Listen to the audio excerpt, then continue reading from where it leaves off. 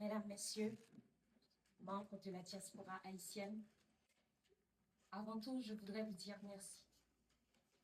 Merci pour tout ce que vous faites déjà, pour les appels passés tard le soir, pour les colis envoyés, parfois au prix de vos propres sacrifices, pour l'argent transféré discrètement sans bruit, mais avec amour. Merci d'être ce lien invisible qui empêche Haïti de sombrer complètement dans l'oubli. Parce que si Haïti tient encore debout aujourd'hui, c'est aussi grâce à vous. Je suis née en Haïti et comme beaucoup d'enfants haïtiens, je n'ai pas grandi dans la facilité. J'ai grandi dans un pays où l'on comprend très tôt que certaines choses ne nous seront pas données. Un pays où l'on apprend à se battre avant même de savoir exactement contre quoi. Mais j'ai aussi grandi dans ce pays où malgré tout, on espère. Je me souviens de ces moments où tout semblait fragile, incertain, presque prêt à s'effondrer. Et pourtant, il y avait toujours quelqu'un pour dire « ça va aller ». Pas parce qu'on en était sûr, mais parce qu'on en avait besoin. Alors, on y croyait.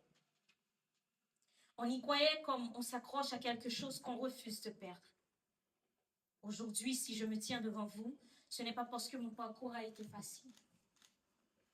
C'est parce qu'à un moment donné, j'ai décidé de ne pas abandonner ce que j'étais. Je suis aujourd'hui invitée à représenter Haïti à la finale internationale d'Eloquentia. Mais la vérité, c'est que je ne suis pas venue seule. Je suis venue avec toutes ces voix qu'on n'entend jamais. Ces jeunes qui travaillent dans l'ombre, qui étudient sans certitude, qui rêvent sans garantie. Je suis venue avec la jeunesse haïtienne qui refuse de disparaître, même quand tout semble la pousser à renoncer. Et c'est pour elle que je vous parle aujourd'hui. Pas pour vous demander de tout changer, pas pour vous faire culpabiliser, mais pour vous dire qu'on a encore besoin de vous. Oui, vous faites déjà beaucoup. Mais Haïti a besoin de plus que de survivre. Elle a besoin de respirer, de se relever, de se reconstruire autrement. Et ça, elle ne pourra pas le faire sans vous. Pas seulement avec de l'argent, mais avec votre présence, votre regard, votre transmission, avec ce que vous êtes devenu. Parce que vous êtes la preuve vivante qu'un avenir est possible. Parfois, j'ai l'impression que le monde a déjà dessiné un organigramme, avec ceux qui décident en haut et ceux qui subissent en bas. Mais Haïti ne peut pas rester coincé dans cet organigramme, et sa jeunesse encore moins. Il y a des enfants en Haïti aujourd'hui qui regardent le monde de loin comme s'il ne leur appartenait pas.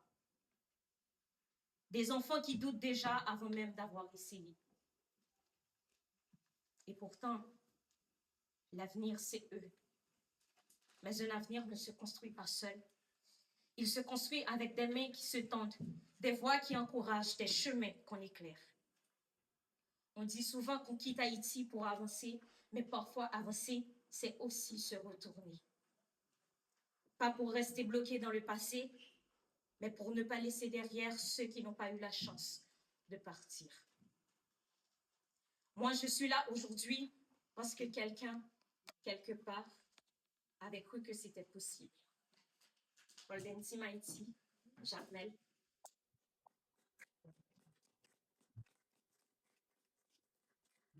Eloquentia, France.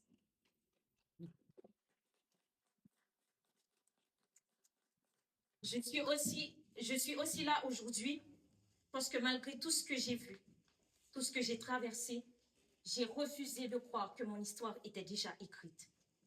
Et aujourd'hui, je vous regarde et je me dis, si chacun de vous décide, à son échelle, d'être plus présent aux côtés de ces jeunes qui refusent d'abandonner en Haïti, alors peut-être que demain, il y aura moins d'enfants qui doutent et plus d'enfants qui osent.